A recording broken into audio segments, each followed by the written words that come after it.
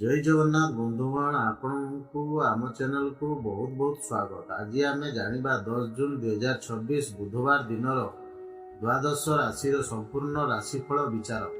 यही दैनिक राशिफल चंद्रंक गोचर गणना उपर आधारित, जहाँ आम जीवन में बहुत बड़ प्रभाव पकाई थाए। तेबे आसंतु सर्वप्रथमे जानिबा आजिर तिथि नक्षत्र और शुभ समय विषय। तिथि और पक्ष पक्ष आज हेउछि कृष्ण पक्ष। दशमी तिथि राति 12:58 पर्यंत, तापरे एकादशी तिथि गति करिवो। आज उत्तर भाद्रपद नक्षत्र दिबा 1:21 पर्यंत, तापरे रेवती नक्षत्र गति करिवो। आज मीन चंद्र अहोरात्र रहिबे। शुभ बेला दिबा 7:52 रु 11:27 पर्यंत। सूर्योदय और सूर्यास्त। सूर्योदय प्रातः 5:10 एवं सूर्यास्त संध्या 6:35 रे हेबो। घातचंद्र और 12। आज धनु राशि पुरुष और कर्कट तुला राशि महिला मानकर घातचंद्र एवं कर्कट राशि घातबार रही। खाद्य निषेध। आज कलमी शाग खाइबा निषेध अटे। बंधुगण, राशिफल जानिबा पूर्व जदि आपण आम चैनल को नुआ करी आसिछंती, तेबे तले थिबा लाल रंगर सब्सक्राइब बटन को दबाई आम चैनल को सब्सक्राइब करंतु एवं पाखरे थिबा घंटी बटन को दबाई ऑल सिलेक्ट कर दियंतु, जा फल आमर प्रत्येक वीडियोर नोटिफिकेशन आपण सर्वप्रथमे पाई परिबे। द्वादश राशि राशिफल। बंधुगण, मेष राशि। आज राजकीय सेवा सहित जड़ित व्यक्ति दायित्व रे वृद्धि घटिव। कार्य व्यस्तता भितर दिनटी गति करिवो।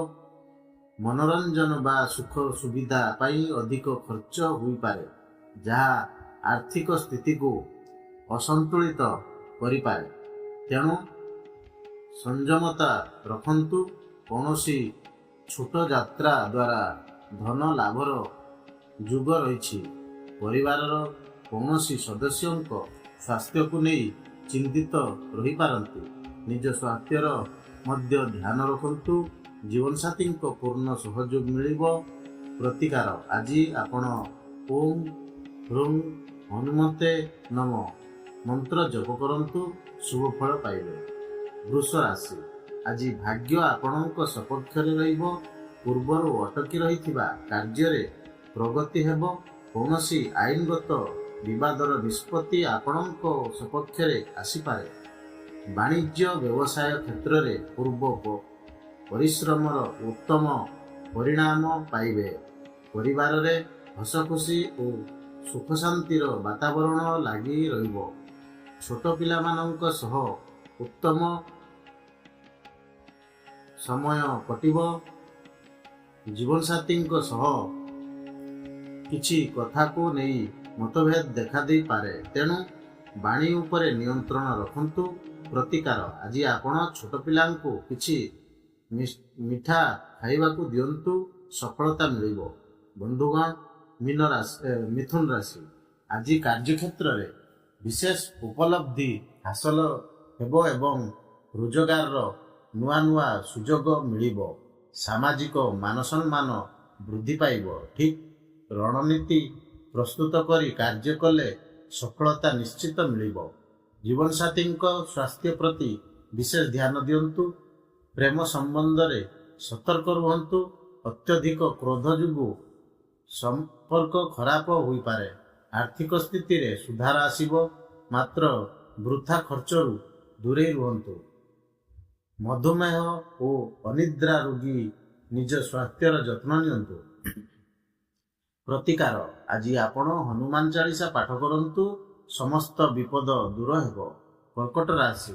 आजिर परिस्थिति व्यवसाय पाई अत्यंत अनुकूल रहिबो।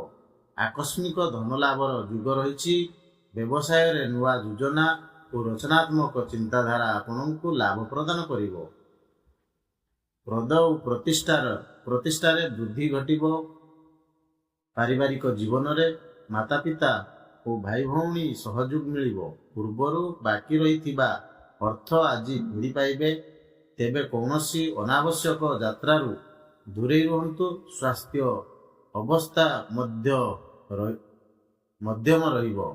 ପ୍ରତିକାର, ଆଜି ଗୋମାତାଙ୍କୁ କିଛି ଖାଇବାକୁ ଦିଅନ୍ତୁ, ଶୁଭ ଫଳ ମିଳିବ। ବନ୍ଧୁଗଣ, ସିଂହ ରାଶି, ଆଜି ଉଚ୍ଚ ଅଧିକାରୀ ଓ ବରିଷ୍ଠ ବ୍ୟକ୍ତିଙ୍କ ସହ ମତଭେଦ ହୋଇପାରେ, ଯାହା ଆପଣଙ୍କ ପ୍ରତିଷ୍ଠାକୁ ହାନି ପହଞ୍ଚାଇପାରେ। ତେଣୁ ଅତ୍ୟଧିକ ସଂଯମତା ରକ୍ଷା କରନ୍ତୁ। ସହକର୍ମୀ କିମ୍ବା ବ୍ୟବସାୟିକ ସହଭାଗୀଙ୍କ ଠାରୁ ପ୍ରତାରଣା ମିଳିବାର ସମ୍ଭାବନା ଅଛି। ଛାତ୍ରଛାତ୍ରୀମାନଙ୍କୁ ସଫଳତା ପାଇଁ ଅଧିକ ପରିଶ୍ରମ କରିବାକୁ ପଡ଼ିବ। ପରିବାରରେ ସାମାନ୍ୟ କଳହପୂର୍ଣ୍ଣ ବାତାବରଣ ରହିପାରେ, ତେଣୁ କାହାକୁ କଟୁବଚନ କୁହନ୍ତୁ ନାହିଁ। ଆଖିଜନିତ କିଛି ସମସ୍ୟା ଦେଖାଦେଇପାରେ, ସାବଧାନ ରୁହନ୍ତୁ। ପ୍ରତିକାର, ଆଜି ହନୁମାନ ଚାଳିଶା ପାଠ କରନ୍ତୁ, ଶୁଭ ଫଳ ପାଇବେ। ବନ୍ଧୁଗଣ, କନ୍ୟା ରାଶି, ଆଜି ଆପଣ ବ୍ୟବସାୟରେ କୌଣସି ବଡ଼ ପରିବର୍ତ୍ତନ ପାଇଁ ଯୋଜନା କରିପାରନ୍ତି। ବରିଷ୍ଠ ଅଧିକାରୀଙ୍କ ମାର୍ଗଦର୍ଶନ ମିଳିବ। ସରକାରୀ ସଂସ୍ଥା ସହ ଜଡ଼ିତ ବ୍ୟକ୍ତିମାନେ ଲାଭବାନ ହେବେ। ପରିବାରକୁ କୌଣସି ନୂଆ ସଦସ୍ୟଙ୍କ ଆଗମନ ହୋଇପାରେ, ଯାହା ମନକୁ ପ୍ରସନ୍ନ କରିବ। ପିତାଙ୍କ ସହ ମତଭେଦ ହେବାର ସମ୍ଭାବନା ଅଛି, ତେଣୁ ନିଜ ବାଣୀକୁ ସଂଯତ ରଖନ୍ତୁ। ମାନସିକ ଚିନ୍ତା ଯୋଗୁଁ ସ୍ୱାସ୍ଥ୍ୟ ସାମାନ୍ୟ ଖରାପ ହୋଇପାରେ। ସମସ୍ତ ଅନାବଶ୍ୟକ ଖର୍ଚ୍ଚ ସ୍ଥଗିତ ରଖନ୍ତୁ। ପ୍ରତିକାର, ମା ଦୁର୍ଗାଙ୍କ ଆରାଧନା କରନ୍ତୁ, ମାନସିକ ଶାନ୍ତି ମିଳିବ। ବନ୍ଧୁଗଣ, ତୁଳା ରାଶି, ଆଜି ଆପଣ ନିଜ ବୁଦ୍ଧି ବଳରେ ଶତ୍ରୁ ଓ ବିରୋଧୀମାନଙ୍କୁ ପରାସ୍ତ କରିବେ। ଦୀର୍ଘ ଦିନରୁ ଚାଲି ଆସୁଥିବା ସମସ୍ୟାର ସମାଧାନ ହେବ।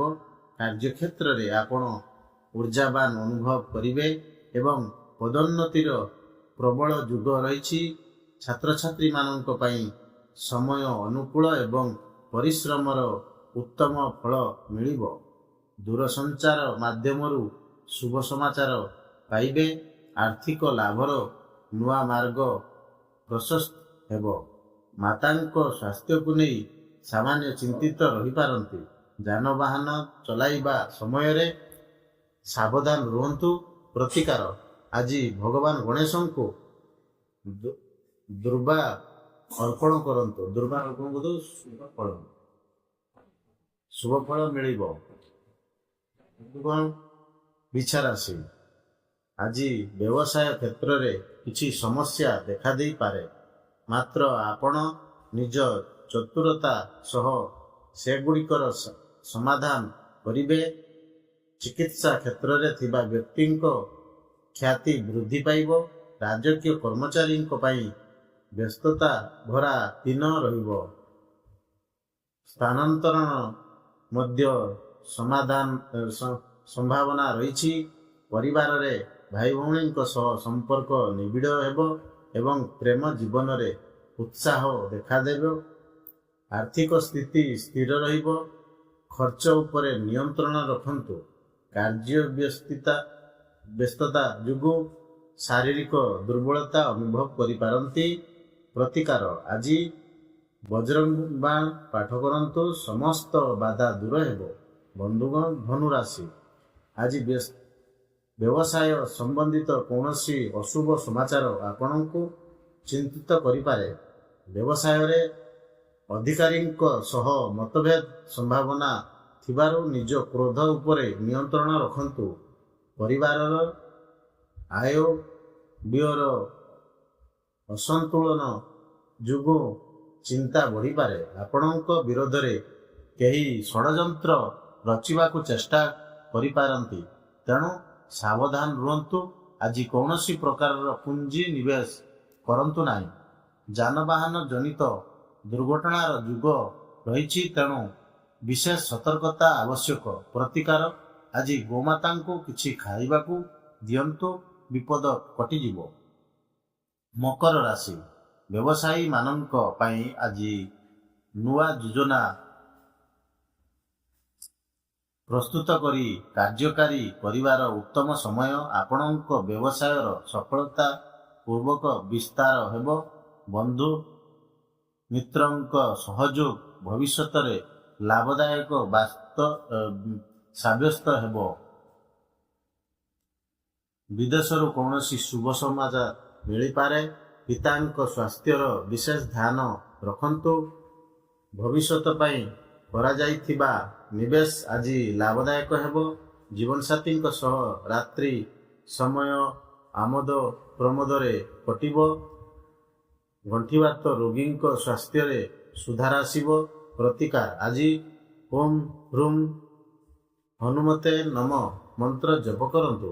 ବନ୍ଧୁଗଣ, କୁମ୍ଭ ରାଶି, ଆଜି ଉଚ୍ଚ ଅଧିକାରୀଙ୍କ ଠାରୁ ଆପଣଙ୍କ କାର୍ଯ୍ୟ ପାଇଁ ପ୍ରଶଂସା ଓ ସମ୍ମାନ ମିଳିବ। ଛାତ୍ରଛାତ୍ରୀମାନେ ନିଜ ପ୍ରତିଭାକୁ ସଠିକ୍ ରୂପେ ଉପସ୍ଥାପନ କରିପାରିବେ। ବ୍ୟବସାୟ ସମ୍ବନ୍ଧିତ କୌଣସି ବଡ଼ ଖୁସି ଖବର ମିଳିବ, ଯାହା ଆପଣଙ୍କ ଉତ୍ସାହକୁ ଦ୍ୱିଗୁଣିତ କରିବ।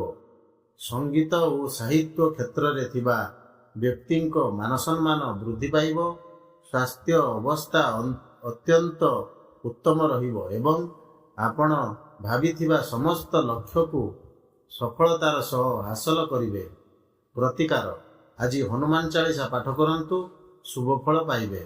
ବନ୍ଧୁଗଣ, ମୀନ ରାଶି, ଆଜି ଆପଣଙ୍କ ଭାଷା ଓ ଲେଖନ ଶୈଳୀ ଅତ୍ୟନ୍ତ ଆକର୍ଷଣୀୟ ହେବ, ଯାହାଦ୍ୱାରା ଆପଣ ସବୁଠି ପ୍ରଶଂସିତ ହେବେ। କର୍ମକ୍ଷେତ୍ରରେ ସମ୍ମାନ ମିଳିବ। ଛାତ୍ରଛାତ୍ରୀମାନଙ୍କ ପାଇଁ ସମୟ ଉତ୍ତମ ଫଳ ପ୍ରଦାନ କରିବ। ପାରିବାରିକ ଜୀବନରେ ସାମଞ୍ଜସ୍ୟ ରହିବ ଏବଂ ବରିଷ୍ଠ ସଦସ୍ୟଙ୍କ ଆଶୀର୍ବାଦ ମିଳିବ। ଆର୍ଥିକ ଉନ୍ନତିର ନୂଆ ସୁଯୋଗ ମିଳିବ। ମାତ୍ର ଅନାବଶ୍ୟକ ଖର୍ଚ୍ଚ ଯୋଗୁଁ ସାମାନ୍ୟ ଚିନ୍ତା ବଢ଼ିପାରେ, ତେଣୁ ବୁଝି ବିଚାରି ଖର୍ଚ୍ଚ କରନ୍ତୁ।